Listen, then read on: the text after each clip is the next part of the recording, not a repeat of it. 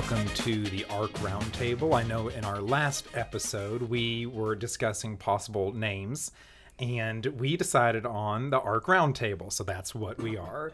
With me we have Blake, Spencer, Mariah, Chloe, and Zeke, and we're going to be talking about Charlie Kirk. But before we do so, Blake, I can sense you have some big feelings going on.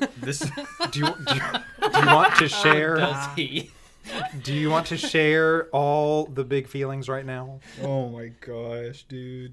The ARC Roundtable? Who Yes. are you? King Dart? Like instead of King Arthur? That was cringy. Cut that out. No, we're keeping that in. Everything that comes out of your mouth is cringy, Blake. Hey. Got him. Mariah absolutely roasting Blake. Love to see it. All right, we're going to be talking about Charlie Kirk today and just some of the impact that he's had on us and moving forward, how to do certain things, how we should respond, what would be appropriate to do in light of him being assassinated. But real quick, what were y'all doing when you heard the news? When you heard Charlie Kirk was killed, what was going on? Working. Zeke was working. In the middle of a lecture. Chloe was in the middle of a lecture. Mariah? Yeah, I think I was in class or at school also. Okay. Spencer? I was at work talking to someone about how horrible the stabbing was on the bus or on the subway, and then Yeah. There was a stabbing that happened. For those who I imagine most people would be aware, that was awful a little bit before his death. Blake? Me and you were at Ratio Christie when it happened. No. I was already at Wallace. You were already there. I was already there, yeah. And Mariah, did you know, you didn't know this because I didn't tell you, so I'll just go ahead. You were the person who let me know that he had died. Wait, I was preparing a wait, presentation. hang on. I sent it in the group first. Oh. And nobody said anything. And then someone said he just died, and everybody started texting. I was like, are you kidding? All right. Chloe, the way group Hang on. texts work, I need multiple people can send a text, but you're not necessarily going to catch the first person. I sent the picture, and then literally 10 minutes later, people are like, he just died. I think Nate was saying he was the first person. She was the first person he even heard about the event from. Yeah. Not just that him saying. dying. Yeah, Right. he flopped the words. Chloe, yes, you were the first to report. We also had the receipts of Chloe freaking out. Because I was like, did my picture not send? Like, Chloe, here's your validation. You are the reporter on the scene. okay. But anyway, so I was on my way to Wallace. I'd been preparing for a presentation I was given later on that day on Mormonism. And then I was seeing the group text blow up. But real quick, how did y'all know Charlie, I guess, not personally, but through online content? And how far back did it go roughly for y'all? I'll just leave it there. For me, it was just kind of like whenever I would like doom scroll. Especially if I was like watching a Cliff Connectley video, I would kind of doom scroll. You get a couple Cliff Connectleys, and then all of a sudden, like he would pop up. And so, I guess because he was really good at sharing his faith as well, so that's how they would kind of like blend it in the algorithm. But it was mostly just watching him pop up through through doom Shorts. scrolling, shorts and stuff like that. when the election came around, I was, getting into a lot of political content just to see what opinions were out there, and then he just started popping up a lot. And I knew about his faith a lot, but after everything that's transpired, I've seen a lot more of it because I was just seeing we got to get Arizona, we got to get these blue states. So it was a lot, very, very political charged, but there was, faith intertwined in it. That's Right. pretty much what I was going to say from the election. That's probably my first, seeing his videos and stuff was about that time frame. Yeah. Chloe? I would say in the past 2 to 3 years, as I've been getting more into politics and apologetics, things like that, I started watching some of his college videos answering questions, but also I have listened to his podcast before. Not too much, but some. Yeah, I think I've always known about him for several years now, but I started listening to him more, I would say, the past year because he went on a couple podcasts that we listened to, like George Janko and stuff. Yeah. And that kind of got me And he was on listen to him some more. Jubilee. Yeah, that too, the that was a 1 big versus one. 20 or whatever. I think for me, he was someone I've looked up to for years, not because I agree with all of his political stances, I don't, And there was a time during the recent election where he became kind of like a Trump apologist, always was justifying, always was rationalizing. And that was probably, I wasn't a big fan of that version of Charlie. But before then, he was just very bold in sharing his faith. College and university has that reputation of being atheistic and secular, not conducive to growing in your faith, depending on your point of view. Some people think it's good, you need to be tried and tested, and then you can grow that way. But he would go, and he was bold, and he was fearless. The things that oftentimes we were afraid to say, basic stuff about marriage being between one man and one woman, basic stuff about sexuality and gender, men are men, women are women, way before it was culturally acceptable, and you had the rise of right-wing politics and the return of right-wing politics in general culture. He was saying all of those things before he had the crowd that we now have to talk about basic biblical beliefs. And so his boldness and his courage there had a big impression on me, because I would like to do some of those things as well. Like the Connectleys, I'd love to go and share the gospel and do that. But looking at him being assassinated in political violence, do y'all have any thoughts about the way he was killed, the day itself? Any observations, anything you noticed or want to share? Well, I have something interesting. It's kind of a theory. I don't know if it's like a theory or if it's like actually been verified yet, so y'all can correct me if I'm wrong.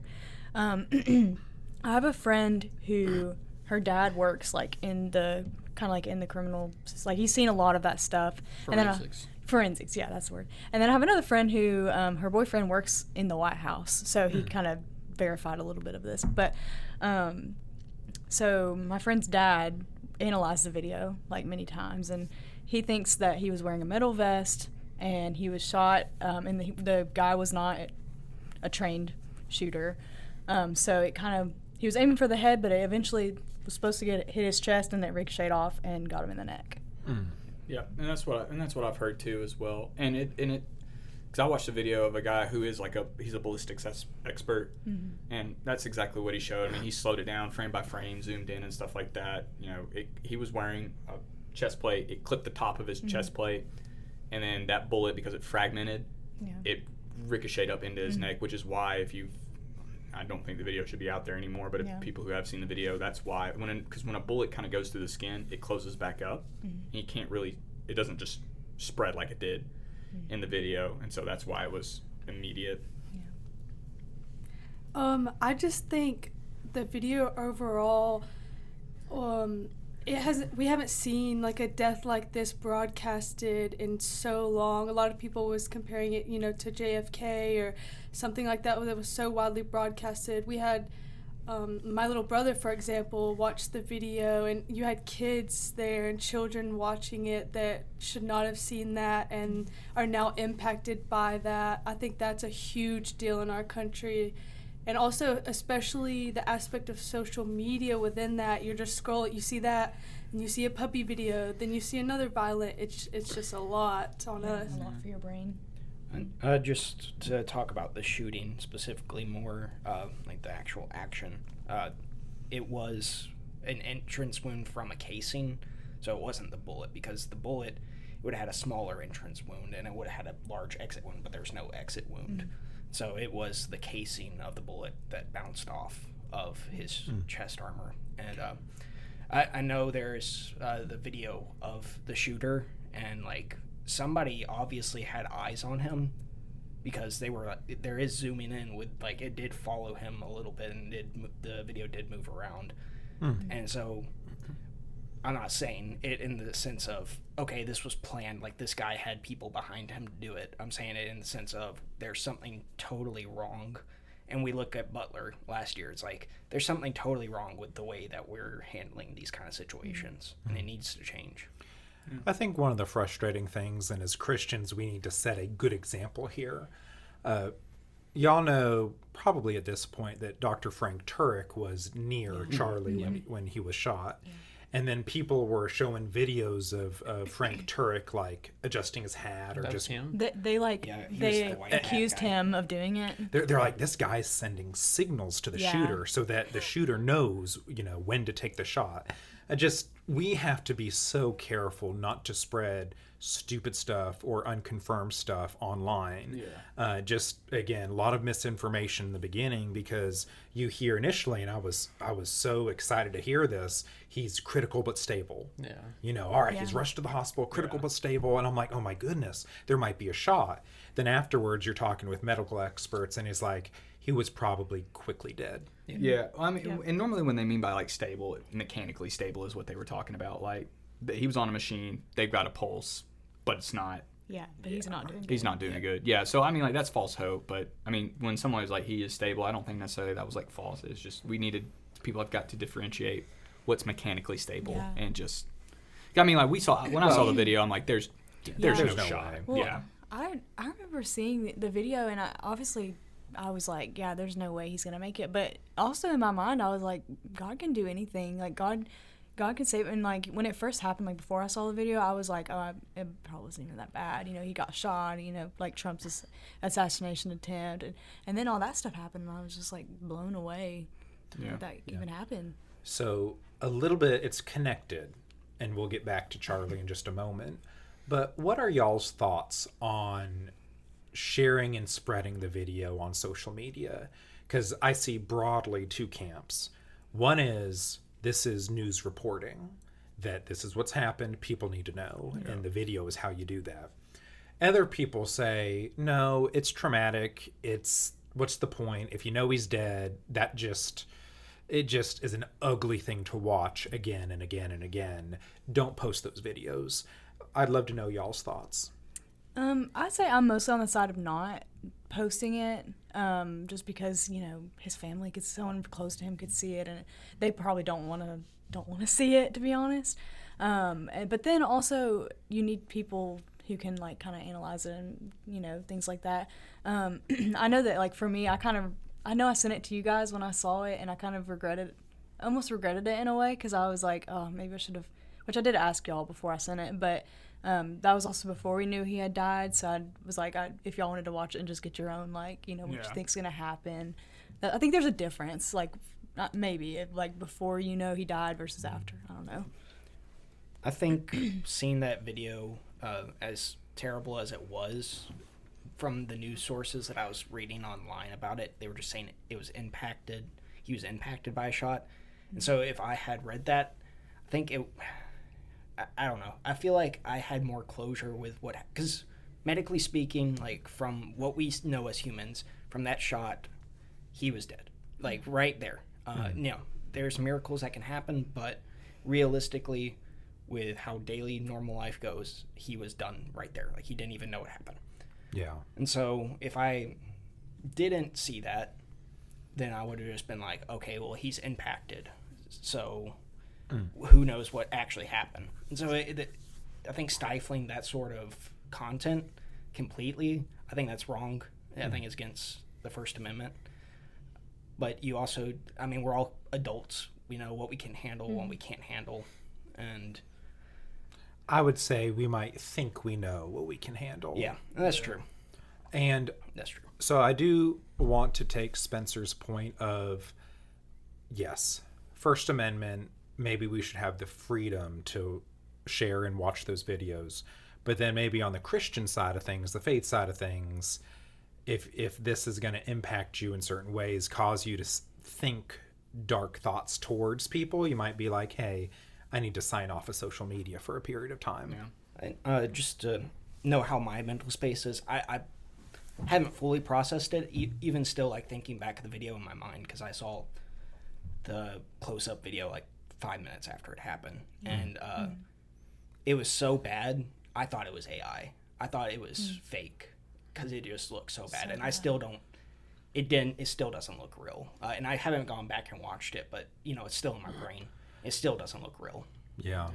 And one thing I get mad about is on the shooter's end of things, that a lot of people spread pictures of the entire family.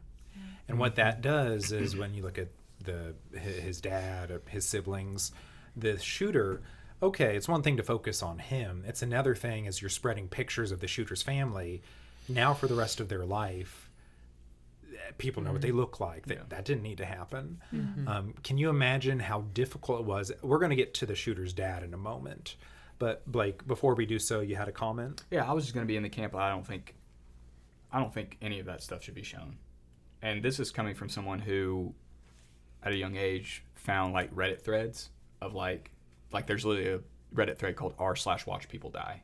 And it's like grotesque and like the gore and everything. And to me, when you post videos out there like that, a lot of people can say like, well, it's journaling, it's analysis. Knowing what I know about the internet, it's going to turn into one of those like shock value things. Kind of like I don't know if you guys remember this, but the Ronnie McNutt video. Does anybody remember that? I remember the name. Yeah, so and it's probably what happened with Charlie Kirk's video, just knowing how sick people can be. But what they used to do is like on Facebook, it'd be like, oh, cute video of this dog. And you click on the video, and what it was this guy named Ronnie McNutt. He shot himself in the face with a shotgun on live stream, and it's grotesque. Yeah. So yeah, I'm not going to explain it, but you can just that starts happening. To me, kids are on social media; they shouldn't see it. I'm with Nate on some things. I don't even think some adults can handle seeing it. They say they can, but the deep psychological wounds that it makes is a lot. I don't know where I fall, to be honest. On the one hand, after watching it, it was pretty. We overused the word traumatizing, but it really affected me. I would just put it that way. Like it bothered me. Like I couldn't stop thinking about it that day. Like that image or video kept playing over and over in my head. And I told people who hadn't seen it, I was like, do not watch it. So on the one hand, while I'm giving people advice not to watch it, I also want to. On the other hand, I'm like, I don't know. It feels like because so many people saw it, that's kind of what sparked a lot of the people's like, hey, we've got to make a change. I don't know. I think there could be some good brought out of it, even if I don't necessarily, enjoy having had seen it. I agree with Zeke. Like, I really don't know, but at the same time, in the sense of impact, I think it did make people wake up and realize what's really going on around us and the craziness of the world, perhaps. And it's hard for us to, like was saying, there's children on social media and stuff, but at the same time, we can't, control who sees what, what age sees what. So that's something I was going to say real quick. Sorry, Blake. But the children thing, I didn't mention that. I'm with y'all. I don't think children should be shown this, but I think that part you could come back to parents being more diligent and more strict on what they are allowed to see in the first place, or what they're allowed to be on in the first place. So I blame the parents on that one. I mean, it's really interesting that you brought that up, because this is something that me and Nate kind of talked about. It's like, and I'm not trying to derail us from Charlie Kirk, but just in shootings in general in those videos, we saw this video. We've never seen the inside of a school shooting. Like, they have CCTV footage of Parkland. We know that for sure, but we've never been shown that. And so that does bring up a debate. If it's like, if seeing Charlie Kirk's assassination sparks up the conversation of all that stuff, then could you make the argument that, well, if we want to stop school shootings, maybe we show the brutality of it. And to me, that when you start thinking about that, like, I would never, ever want to witness that. Like, that's just too much to begin with. Like, Sandy Hook, if ever that video was ever released, no. Spencer, final word on this, and we'll move to the shooter's dad. Okay. I think as gruesome and as terrible as the video is, the analysis of it afterwards, where people like medically break it down, or they break down ballistically what happened, I think it's helped me get a little bit more closure with it, just understanding things, and that's sounds bad as it is, but if we didn't have the video itself out there, there would be no sort of like mechanical breakdown of what happened. And we had hope for an hour that he could have lived, but I think it's more peaceful to know that he was done in seconds. Yeah, not even. That's true. Sometimes a lack of information. We had a lot of information. Still, you get conspiracy theories. A lack of information could have led to even more about what happened. Moving to the shooter, who left various words on the casings of the bullets and just was with a trans identifying partner, if I'm reading that correctly. And so just probably didn't like what Charlie Kirk stood for. I said Cook. Charlie Kirk stood for trans community and all that stuff. Thought Charlie was an awful human being. With all that being said, the dad turns him in. Could y'all have done that to your child? Oh, Wait. absolutely. So Wait, I Blake have a says question. yes. I have a question first. Yeah. I heard from someone else that the dad told the preacher and then the preacher turned him in. I heard that too. So, yes, the preacher was involved, but I think collectively, again, they turned him in, right? Well, my answer is yes. I would. Yeah. I would do that. Absolutely. Mariah? Yes. I mean, It's justice. Yes, It's just 100%. I mean, Yes, but I wouldn't. I'm not going to pretend like it'd be easy. Oh. I'm not saying y'all are. yeah, I'm just no. saying like it's not. It would not be an easy thing to do. No. But yes, I would know I'd need to. I think the action would be easy to do from my end, but I don't think the repercussions afterwards would be easy to handle. And I know, I think I can bridge what we've been saying. He was a minister, but I think he also was part of law enforcement. Yeah. Is that correct? Yeah. That's what I heard. So kind of by telling the minister, he told law enforcement. But that would be tough. And yeah, I think Zeke hit the nail on the head. You do it, but doesn't mean it wouldn't be a struggle. Moving forward with Charlie, why do you think he wasn't a politician? He wasn't necessarily didn't have a lot of power in that sense. Why did it touch so many people? Because other people are shot. What made his death different? For me, and I'm just going to make this comparison because this is what people have been trying to compare the two events. People say like George Floyd didn't get this kind of recognition that Charlie got. And I think it's just a clear testament of who Charlie's character was. We have been spoon-fed since COVID, and even before then, these people that they want to try to make martyrs, these drug addicts, they abuse women, long rap sheets and stuff. And here we have finally an actual martyr. Like, we've been spoon-fed what we think a martyr should be because it's what this side of the aisle wants to identify as. Now we actually have a guy who really his only crime was having a different opinion. Yeah. And so, yeah. Well, can you say your question again? Question was, what made Charlie's death different than just a normal person being shot? A lot of factors, as usual. But one is he was very, very popular among the youth.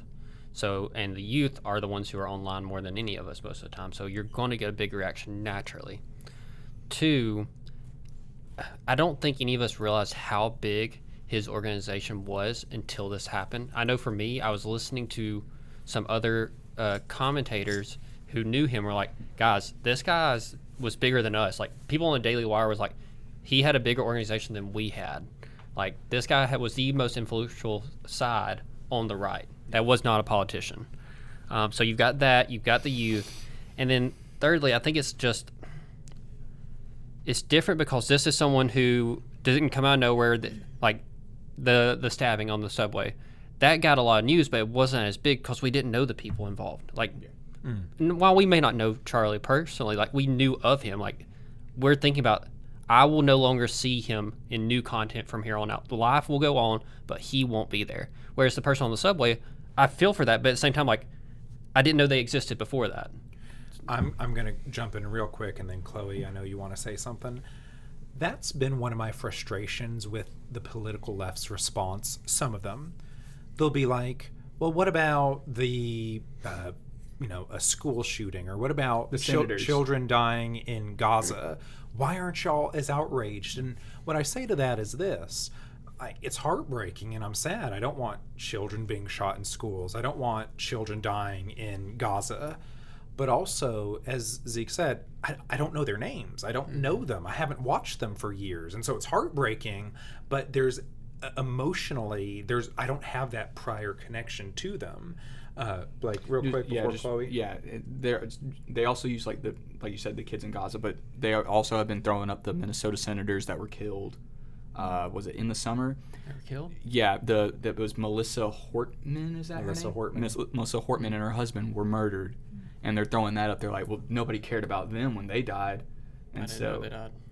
yeah. Well, see, that's the thing. It's like what Nate's getting, like what you got at is like, I knew him. yeah, it's, Yeah. Yeah. Right. No, and those other deaths are heartbreaking. Yes. But they're just not going to have that same level of impact. Yeah, I guess what I'm trying to say is I'm not trying to make excuses. I'm just trying to explain why it's happening to Chloe now. I still don't have a super set answer on this because I've been thinking about it a lot, but I think the fact that he wasn't president, he wasn't a politician, is maybe, like, obviously he was popular, like, people knew him, but the fact that he wasn't a bigger political figure that people, like, you know, looked up to or whatever, maybe is why there was more attention, because he was more, you know, quote unquote common people. Like, he didn't have any, like, I mean, he has political power, but like not like Donald Trump has, you know. And so it was kind of just like eye opening to be like, wow, even someone that is just wanting to come to college campuses and ask people questions was shot and murdered for it. Yeah. I think one thing about it that's really hit me hard is just seeing how level-headed he was through everything, every conversation, pretty much. I mean, he got heated sometimes after too many insults were thrown or the wrong thing was said, like that would, but it took a lot to really set him off, and it took a lot for him to even make himself look hateful at all. Yeah. And I really respect the way that he talked to people that he would disagree with, because I look at that and I'm like, I don't know if I could do that. And I can't, I don't know. He's so young. Yeah. I want to be like him in a sense. And I didn't watch him a ton. Only for like a few months. But just seeing who he is as a person, it's very admirable. I agree. And he's almost become a symbol of what this country can be if you can talk to each other. Because we're retreating further and further in our echo chambers. You only spend time with people who think like you, look like you, vote like you. And then what happens is you don't know how to interact with people who think differently than you. And he modeled the fact that we can talk to each other, or at least we should be able to. He went everywhere. He would go on Christian university, secular. He would go over to Oxford. He would debate anyone, talk to anyone. And that's the way it should be, a free exchange of ideas. I'm going to debate you. People are going to be watching us, and they can decide for themselves who makes more sense. The facts, the figures, the logic. And that's kind of democratic process you don't see much. Yeah. Everyone just talks to people who talk like them. Yeah, I think, what's the word? A testament to his character, as Spencer was alluding to, is I was watching an interview with the last guy to debate him, the guy who was debating him when he got shot. Yeah. And that guy was like as far left as, you know, as compared to Charlie, he's about as far left as you can be. And in that interview, like, he never said one bad thing about Charlie. He's like, I actually respected Charlie a lot because, like, he came on campuses, he's willing to share his opinion, he's willing to allow people to talk and share their opinions and have a voice on the internet because he had a lot of views. So he's like, I have nothing but respect for Charlie. And he was like, he was upset at what happened, even though he completely disagreed with everything Charlie stood for. Yeah. I think that's a testament. Like, we were going through 1 Peter today in Sunday school, and it kind of reminded me, like, he says, like, even when you're facing suffering, when you're facing trials, to have a form of respect among people who hate you, to where they can't even speak ill of you, even though they don't like you. Yep. I think he had a very good, yeah, sure. Was he human like all of us and he got heated at times? Yeah, we all do. But I mean, at the end of the day, like, when you have most of the people who wouldn't agree with him saying, like, yeah, he was a good guy, I think that says a lot about a person. That's true. And this is where something that came up in college the last 5 years, speech is violence, the idea that talking can harm people. Oh, you're saying things I disagree with, I'm offended, I'm insulted, and I'm damaged, I'm hurt, I'm harmed by your words. That type of mindset that unfortunately it has a large presence on the political left, speech is violence. Well, if speech is violence, and Charlie talked a lot, it is justified to then use violence to stop Charlie because Charlie's hurting LGBT people. He's hurting trans people. He's doing all these things. He's hurting people by his words. Therefore, it is acceptable to use violence against people like that. Unfortunately, that's just it's much more common than it used to be. But real quick, political violence, the thing that we would often say, oh, it's on the extremes. Extremes, radicals, the crazy people. Would y'all say political violence is still on the extremes? Or do you think it's become mainstream? Any thoughts there? Mariah? I'd say almost mainstream, just because every time you turn on the news, that's all you see is violence somewhere happening in the world.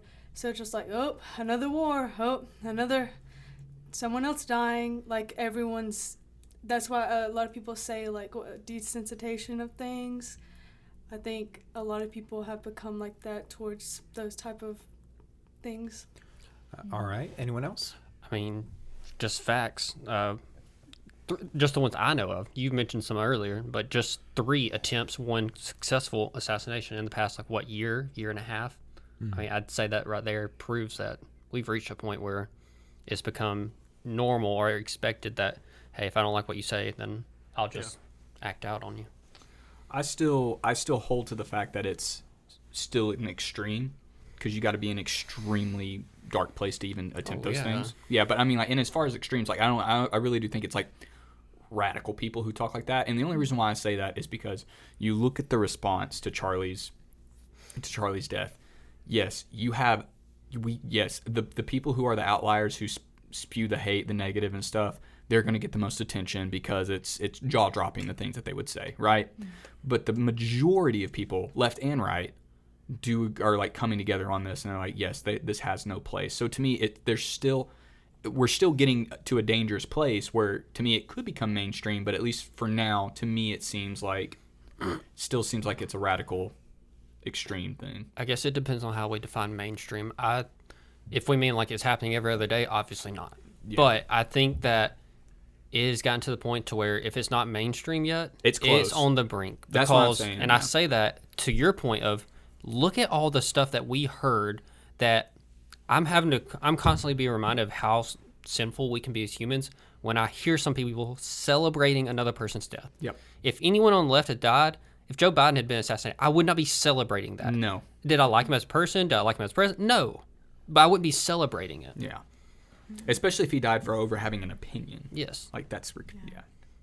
I think, to go back to your question, I think political violence is always the extreme. And now, are there more people that fall into it? Are there more people that seclude themselves into internet forums and internet talk spaces that are becoming more extreme, more around than they used to be? I would think so, but I think it's always existed. I think it's just people are sinking into themselves a bit more and more each and every day. And we talk about people celebrating it online, there were people there that celebrated it as it happened in front of their faces. Yeah. And those are the extreme. And it wasn't a majority of the people there, but they exist. Yeah. Chloe? I think I agree with Mariah on this one. I think it has become mainstream. Y'all can tell me if I'm wrong, because I haven't really thought much about this question, but I almost think that the fact that he has to wear armor while doing that kind of shows that it's mainstream, because it could happen to anyone, That's fair enough. Well, my point being, before Nate goes on yakking, my point being, with all the people who've come out and said all these terrible things, there was a time where you would think there would always be people, there's always extremists who would think those things, but we would always shame them and they would not feel welcome in modern society. Yeah. And we have created a society, well, the left has, but we've allowed a society to be created where they don't even think twice. They just start sharing and celebrating someone's death like this, and they don't expect any repercussions. Thankfully, some of them have been fired and stuff, but they expect to just get away with this at this point. Yeah. Good thoughts there. And I guess the last question I'll ask is, moving forward, What do you think this is going to do? You can go general, talk popular level, what it will do as a culture. You can talk personal and private. Hey, this is what I would like to do individually. But going forward from his assassination, what are your thoughts there? I think what should happen, I think people should go and listen to what Charlie Kirk wanted for this country. But not I know. Should. What do you I think? know. I'm going to get into it. I'm going to tie it in. I think what should happen, and this is just a message to anybody that's radicalized by this, thinks that violence is the answer in this, is you should go and listen to what Charlie had to say. Listen, get his ideologies, listen to what he would want to go happen going further. Because he knew what, he knew where his life would probably take him. He knew he was in danger a lot. And so he basically spoke to his own death without directly addressing it, pretty much. So I think that's what should happen.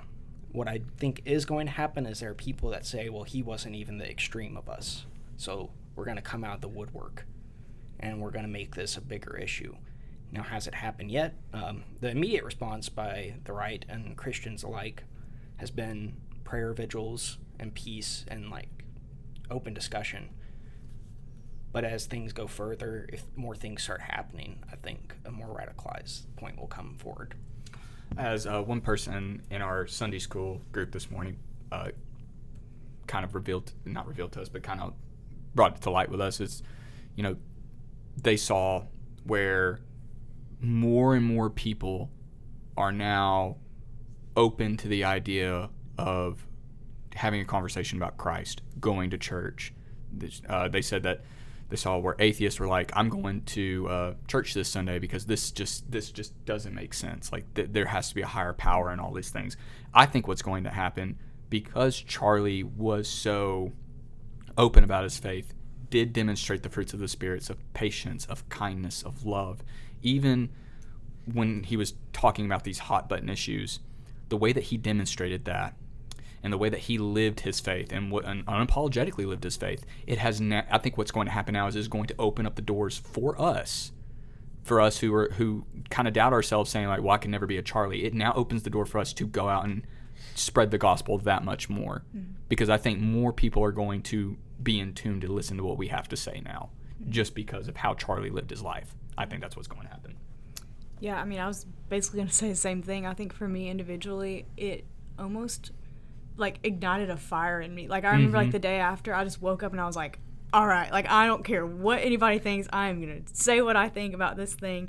And I hope that stays, because I want to, that Charlie wasn't afraid to share his views no matter who he was talking to. And I don't want to live in fear of man anyways. I just want to have fear for God. And so for me, it makes me want to be more bold. Yep. And sharing my beliefs not only about Christ, but about these political issues that are important. But then I was also going to bring up kind of what you said. I've seen a lot of comments on the address that his wife gave, and a couple other Instagram reels that are I haven't been to church in 15 years, but I'm going to go this Sunday because of this is just I don't get it. So I'm going to go and just see what happens. And I'm just hopefully that'll be a thing where more people start going to church. So here's what I expect. I expect for the short term an uptick in religious attendance, and y'all have already kind of attested to that. I haven't heard any of that. I haven't read those comments, but I'm going to take y'all's word at it that we are going to see some of that. We saw it in 9/11. Whenever that happened, you had floods of people coming to church for the first time they thought about death, and I think that's what it is. When you get JFK happen, you had people come to church. Anytime there's a major event that kind of shocks everyone and reminds everyone that this life is only temporary, that's what brings people back to church. I hope, though, that's going to happen short term. Long term, what I would like to see is all these Christians online that people have been following for years. This is the perfect opportunity to make a long-term impact on someone's faith. Yep. And what I immediately came to mind when y'all were saying that was think of the Sean McDowells, the Nate Salas, the Ruslans, all these Christians who are online, whether you agree with them denominationally or whatever, I don't care. Most of them that I've watched, their first response was guys, we've got to be praying and don't go out and start acting in violence. I think that right there, them seeing the contrast between that on the Christian side and the other side saying, awesome, he died. This is great. This is fantastic. I think that's going to wake some people up. Say, okay, people kept saying my side was radical. I'm really starting to see it. I'm starting to see these Christians aren't as radical as I thought they were. That's what I'm hoping for long term, is that they'll see over this whole time that they, because there's plenty of, if you read any Christian YouTube channel, you'll see tons of atheists like, hey, I'm an atheist, but I really enjoy your content. It's great. Thank you for sharing. Thank you for letting me understand your perspective. I think it's going to push those people over the edge. I think they're going to come to Christ. Yep. That's what I'm hoping. I think for a lot of people, I mean, what all of them said I agree with, and kind of just going to reiterate the same thing, but in a sense, even like me personally or you know, other people I saw online that have just been like lukewarm in their faith are now like waking up to like the realization of things and the seriousness of things and the timing of things that we need to be spreading the gospel, because this can happen to anyone, because he was just a regular guy. He wasn't, you know, president, or obviously had a huge following and stuff, but I think it's just important to, for us definitely as Christians, to step up in our side of things and in culture to, you know, bring that to other people and continue his work too. Yeah. And I want to speak to the people that look at this on the Christian side of things and say, well, the world is lost. Let's give up. Like, this is not our home. Let's look past all this. Like, let's just look at heaven. I think, taking back to the words of Martin Luther, he said that if the world were ending today, I would still plant an apple tree. And this earth is a gift that is given to us, and we're supposed to make a change in this world. There have been